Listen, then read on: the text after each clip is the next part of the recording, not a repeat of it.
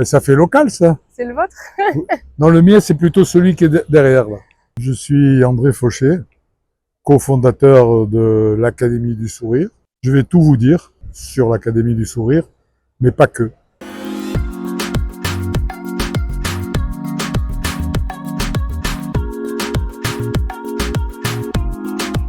C'est une conjonction de rencontres. En fait, on va la faire brève, mais avec Jean-Louis Brouillet, mon associé et ami, on avait créé un DU de restauratrice et esthétique. Et j'ai fait la connaissance de Jean-Christophe, qui avait été Paris, qui avait été mon étudiant, qui est venu un jour me proposer une publication que j'ai trouvée intéressante. Et je lui ai demandé s'il voulait venir nous aider dans le DEORE. Il a accepté, bien que l'université ne soit pas sa tasse de thé, mais il a accepté et pendant 2 ans, nous avons travaillé ensemble à ce DU. Et à la fin de ce DU, au cours d'une conversation, on a décidé qu'il fallait aller plus loin. Parce que d'abord, j'allais être limite au niveau de l'université. Et deuxièmement, parce qu'on avait envie de créer quelque chose. Poursuivre l'enseignement, tous les deux, c'était quelque chose qui nous intéressait beaucoup, et en particulier l'esthétique. Donc un jour de discussion, on a dit, on va former un enseignement esthétique, basé sur l'esthétique au niveau du sourire, etc. On a cherché un nom, et je ne sais pas qui a dit académie. Moi, j'ai trouvé que c'était un peu prétentieux, mais on a dit pourquoi pas l'Académie du Sourire. Vous connaissez Jean-Christophe Paris, le lendemain, le nom était déposé. C'est comme ça qu'est née l'Académie du Sourire. Donc ça a été une aventure fantastique, à laquelle est venu s'ajouter Jean-Louis Brouillet, qui était mon ami, qui était le prof à la fac comme moi, etc., etc. On a créé un programme de toutes pièces, et surtout l'aventure, c'est que on avait érigé une espèce de dogme, c'est que pour parler d'esthétique, il fallait que ça soit dans des lieux esthétiques. Donc, ce qui fait que la première année, on a fait 5 hôtels et lieux esthétiques. Je vais les citer parce que c'était trop drôle. La première, elle a commencé ici, au Pharo, dans le palais du Pharo, avec des fenêtres donnant sur l'entrée du port.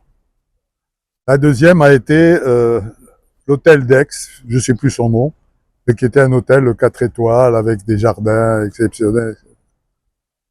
Après, on est allé à la Bastide de Gordes, qui est un lieu mythique, très touristique et très agréable, sauf qu'il est tombé des cordes ce jour-là et qu'on est resté enfermé pendant 3 jours.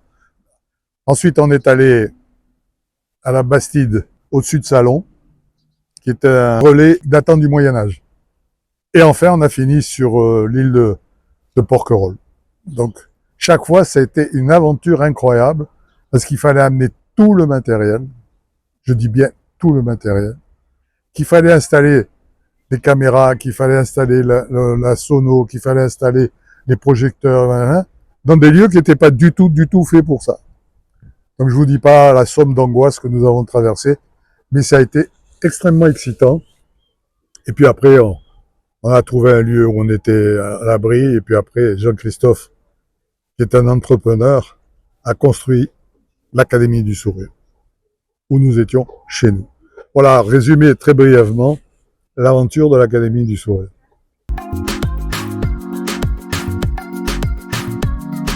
Très sincèrement, le nom de l'Académie du Sourire m'avait un peu choqué. Je trouvais que c'était prétentieux.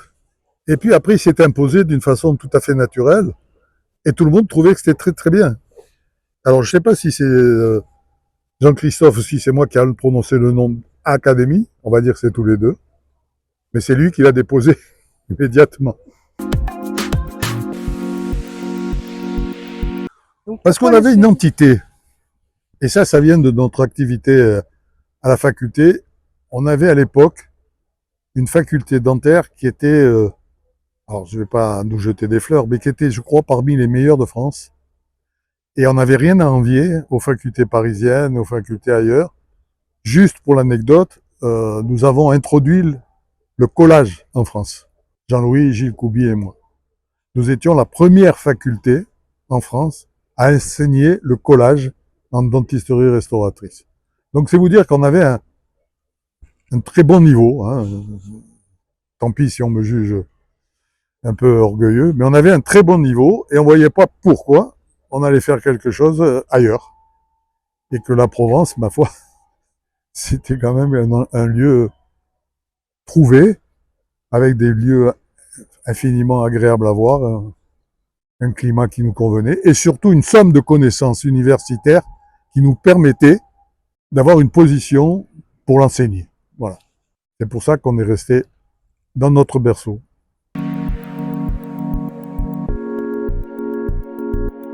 Ben, ça a un rapport avec le bateau et la mer.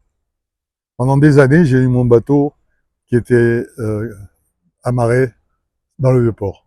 Et puis ensuite, j'ai fait différents ports.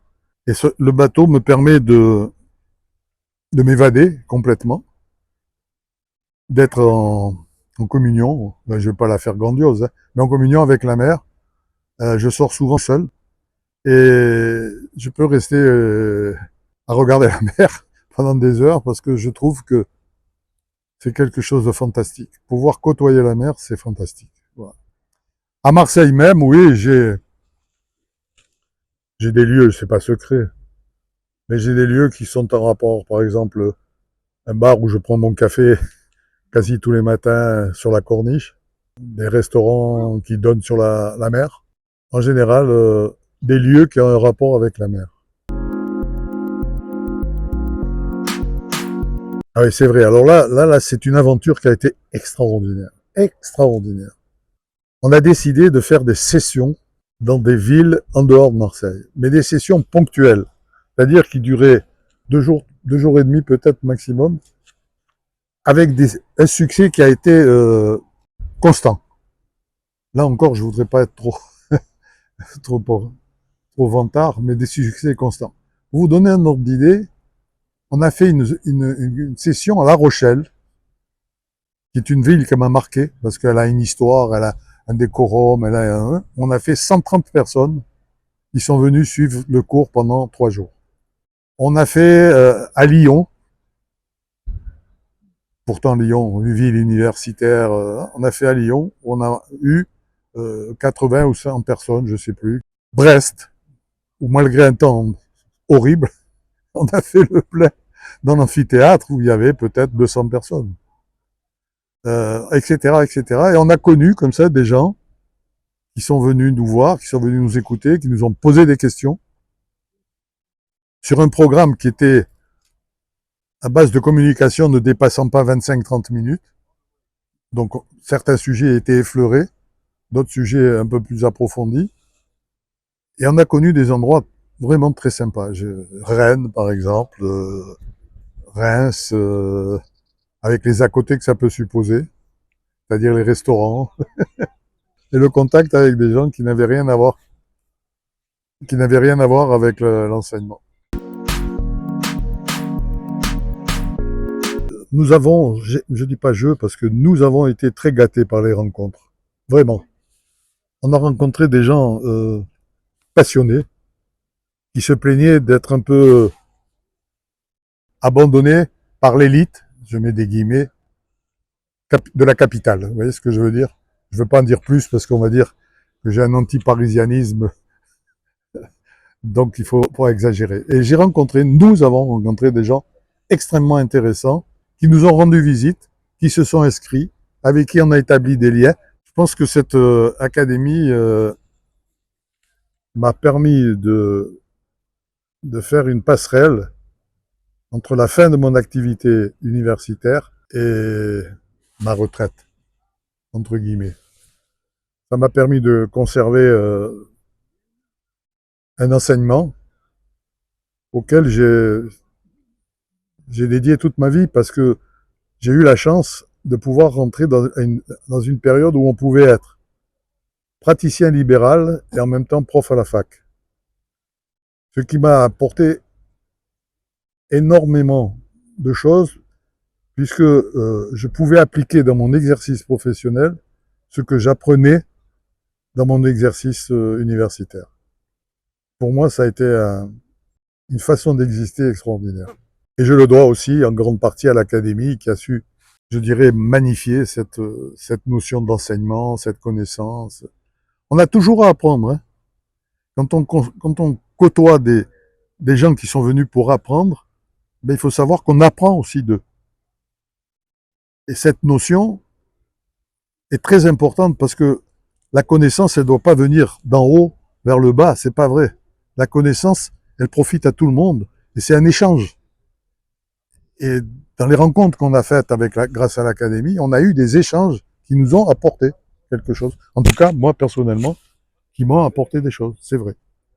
Et je remercierai jamais assez cette aventure qui nous a permis, qui m'a permis, je dirais pas de me bonifier, mais de rester crédible, on va dire.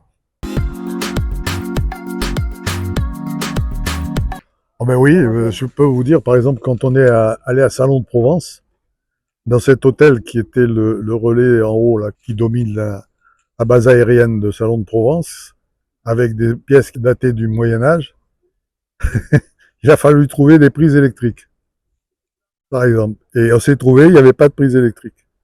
Donc il a fallu que je descende en catastrophe à Salon de Provence pour acheter trois rouleaux, je crois, de 100 mètres de fil électrique pour pouvoir brancher nos, nos, nos caméras, brancher tout notre matériel. Avec une certaine angoisse, je ne sais pas si vous voyez ce que ça veut dire. Même chose quand on est allé à la Bastide dont je vous ai parlé tout à l'heure, un lieu magnifique où on avait vanté le côté touristique. Sauf que pendant 3 jours, il est tombé des cordes. Donc qu'est-ce qu'on a fait? Il y avait une salle moyenâgeuse avec une grande cheminée, on a mis le feu là-dedans, on a sorti l'apéritif, et l'ambiance est tout de suite montée très très haut. Et on a solidarisé, soudé l'académie, c'est-à-dire les étudiants, et le corps enseignant, entre guillemets, et on a passé le reste du séjour dans une ambiance exceptionnelle. Dans ces hôtels, c'était l'inconnu. Ah oui, quand on est arrivé, ah oui, oui, on est arrivé à Porquerolles.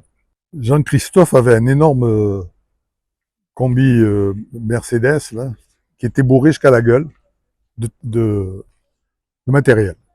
Alors, je donnerai pas le nom parce que ça serait faire une mauvaise rencontre, mais on avait retenu 6 ou 8 mois avant la salle. Et on arrive, Jean-Christophe et moi en avance, et on tombe sur le directeur, un petit mec monté sur ses ergots, qui nous dit « Ah non, non, non, mais vous êtes là ». Et il nous montre une espèce de terrasse isolée par des paravents. Je dis « Pardon ?»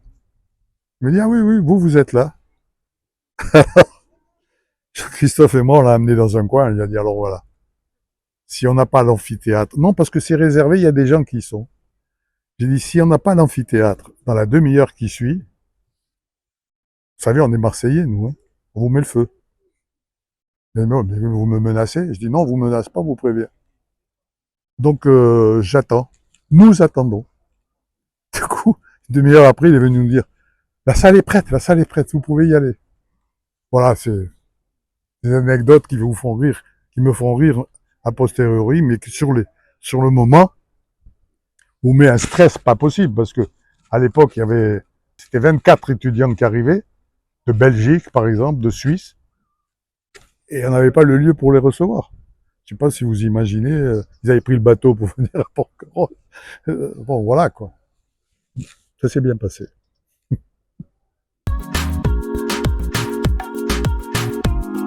Fanny, mon âge, c'est un secret d'État, d'accord?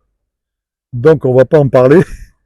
Donc, on va pas en parler parce que c'est un secret d'État. Donc, ce qui veut dire que mon premier patient dans mon cabinet, ça fait très longtemps. Non, j'ai pas de souvenir. Sincèrement, j'ai pas de souvenir. Je peux juste vous donner ma philosophie. Dans mon exercice personnel, j'ai jamais été satisfait à 100%. J'ai toujours pensé que quand je faisais quelque chose, un cas, je voulais faire un peu mieux quand même. J'aurais pu faire un peu mieux. Et je crois que c'est cette remise en question permanente qui m'a permis d'atteindre, on va dire, un certain niveau de dentisterie. Oui, après, dans ma patientèle, j'ai des souvenirs de certaines personnes, etc. Mes premiers patients, non. J'ai oublié.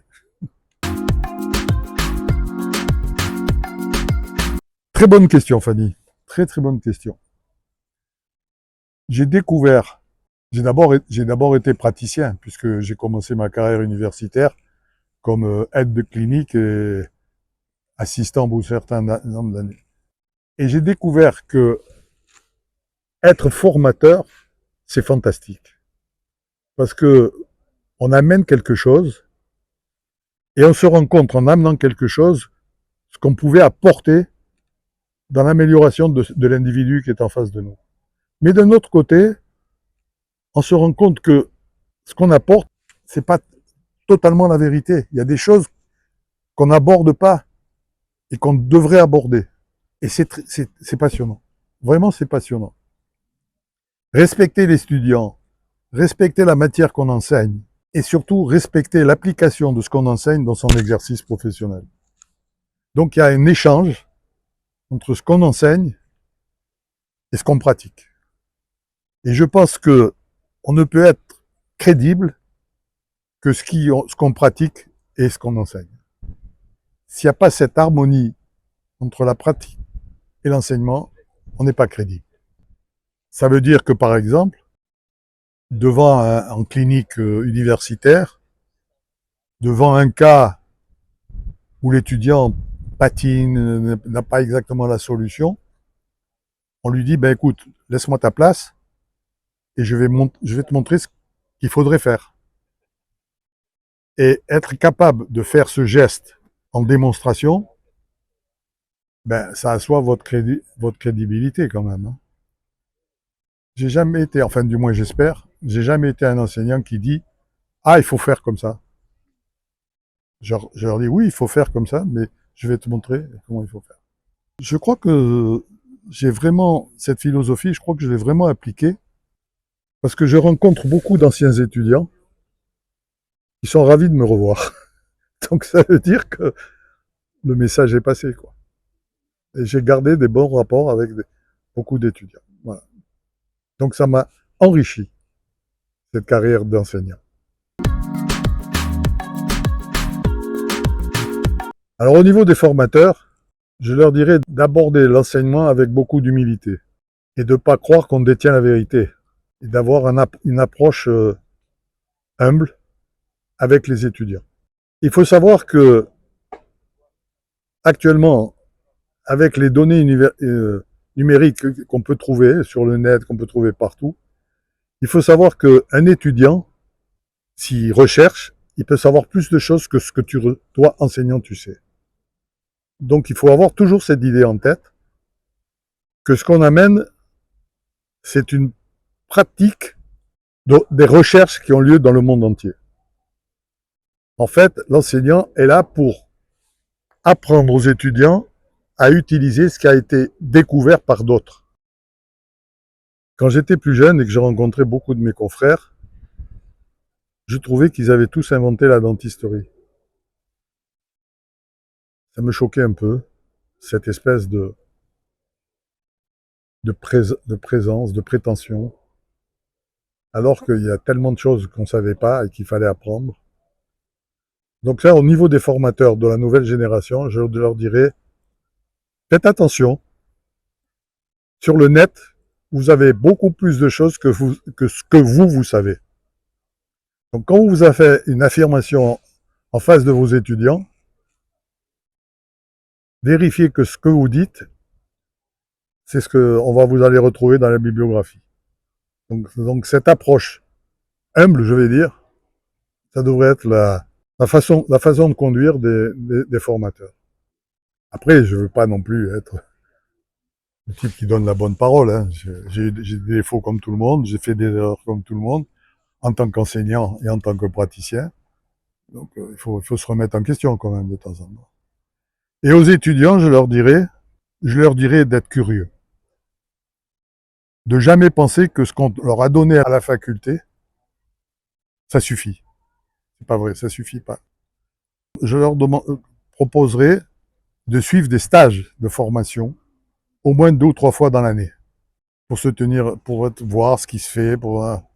Et je leur recommanderais d'avoir une pratique universelle et générale dans leurs premières années de pratique et de ne pas passer directement de la faculté à une spécialité comme la paro par exemple, comme l'implanto par exemple, alors que je trouve que pour être un paro, j'ai cité un paro, mais je pourrais parler de l'endo, je pourrais parler de l'orthodontie, mais pour être un bon spécialiste, il faut quand même avoir une connaissance générale. Quand vous mettez des implants, il faut savoir qu'il va y avoir une prothèse dessus. Cette prothèse, elle doit être fonctionnelle et esthétique. Donc les implants, il faut les mettre dans un plan de traitement parfaitement étudié, parfaitement construit, de façon à ce que vous ayez un résultat optimum. Si d'entrée vous vous dites je vais faire de l'implanto, si vous n'avez pas une pratique parodontale, si vous n'avez pas une pratique prothétique, etc., affirmée, je doute que vous soyez un très très bon praticien. Donc formez-vous. J'ai envie de dire, formez-vous presque toute votre vie. Vous ne pouvez pas penser que toute votre vie, vous allez vivre avec un bagage qu'on vous a enseigné à la faculté ou dans les quelques cours que vous avez suivis. Donc il faut se former tout le temps. Ça veut dire une remise en question. Et je voudrais juste, on a fini là l'interview. Alors je voudrais juste dire que on a un métier fantastique. Fantastique parce que on touche à l'intime du patient. On lui rend la fonction et on lui rend l'esthétique. Je ne vais pas faire un cours sur l'esthétique, mais la première chose qu'on remarque chez un individu, c'est le sourire. Si on est capable de faire des sourires individualisés en fonction de l'âge, du sexe, de la personnalité, on est capable de faire ce sourire-là, on est payé par le résultat.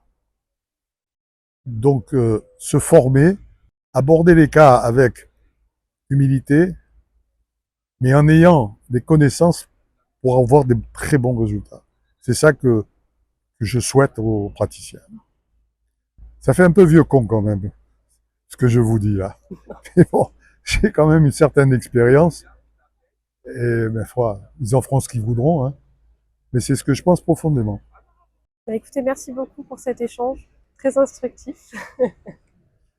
Ben, vous savez, j'ai oublié de dire que dans l'académie, on a formé une équipe exceptionnelle, dont vous faites partie, là, toutes là.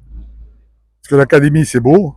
On a eu un groupe d'enseignants de bon niveau et tout.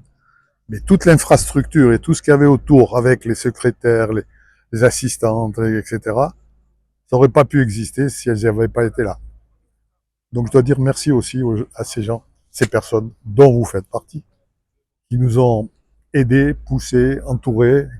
Après, il y a eu des hauts et des bas dans les relations, mais bon, on s'est toujours quand même récupéré et ça a permis à l'académie de fonctionner. Donc merci aussi à vous. Bah, merci à vous.